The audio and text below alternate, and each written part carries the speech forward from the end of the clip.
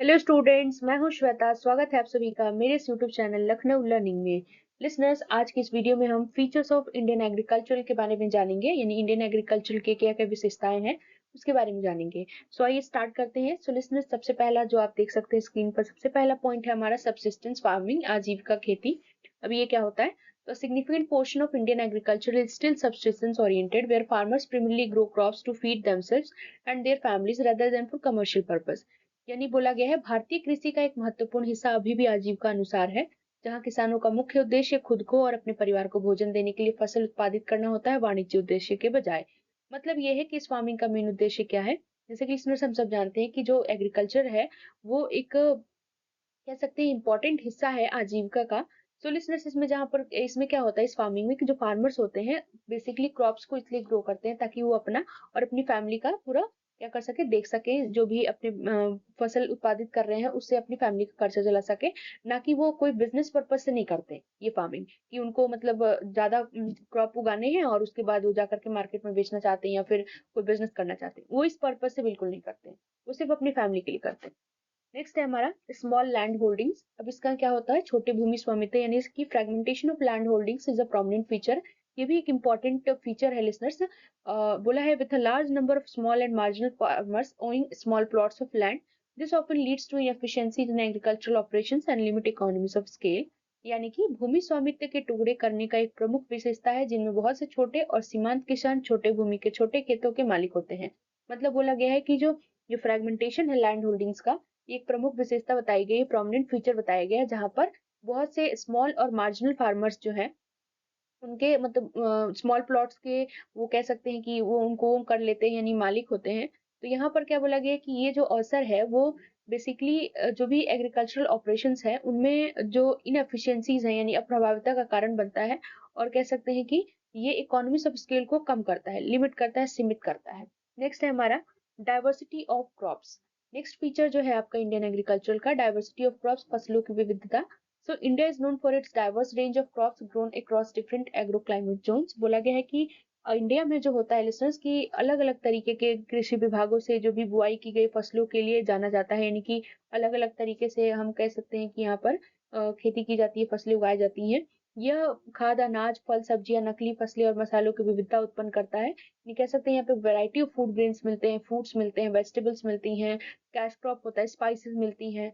So basically ये क्या कर रही है, एग्रीकल्चरल डाइवर्सिटी को में कंट्रीब्यूट कर रही है, उसको बता रही है। तो ये भी एक इंपॉर्टेंट फीचर है इंडियन एग्रीकल्चर का। नेक्स्ट है हमारा डिपेंडेंस ऑन मॉनसून। यानी कि हम सब जानते हैं लिसनर्स कि यहाँ पर हम क्या कहते हैं, मॉनसून पे ज्यादा डिपेंड रहते हैं, इस पर ज्यादा आश्रित रहते हैं एग्रीकल्चर के लिए। तो इसमें क्या है कि agriculture in India is heavily dependent on the monsoon, मतलब ये ज्यादा ही डिपेंड होता है मॉनसून रेन पर।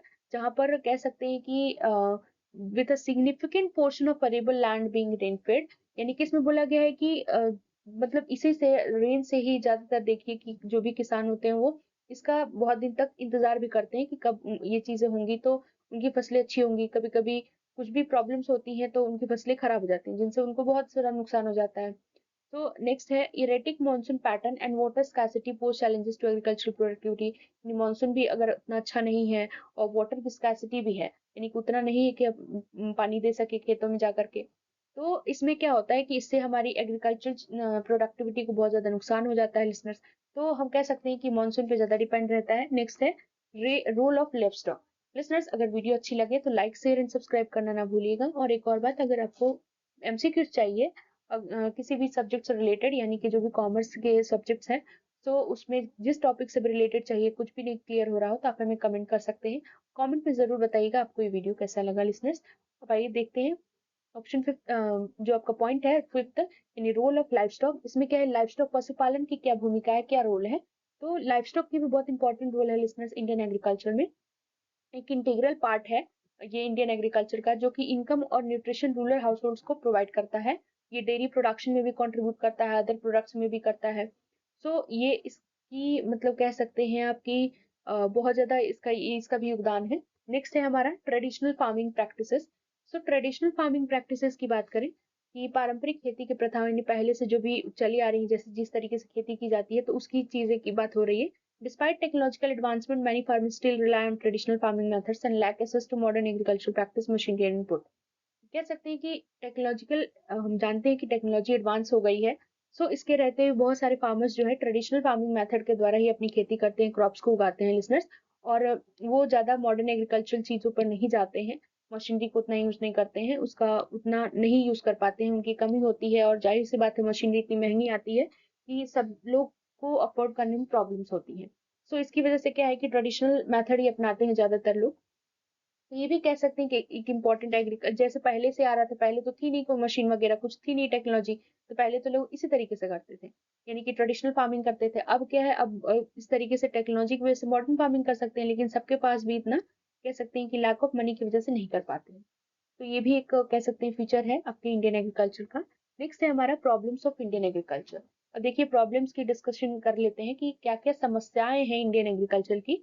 सो लिसनर्स, इसमें है सबसे पहला लो प्रोडक्टिविटी, यानी प्रोडक्टिविटी बहुत कम होती है, उत्पादकता बहुत कम होती है इंडियन एग्रीकल्चर में, कह सकते हैं ग्लोबल स्टैंडर्ड के मुकाबले।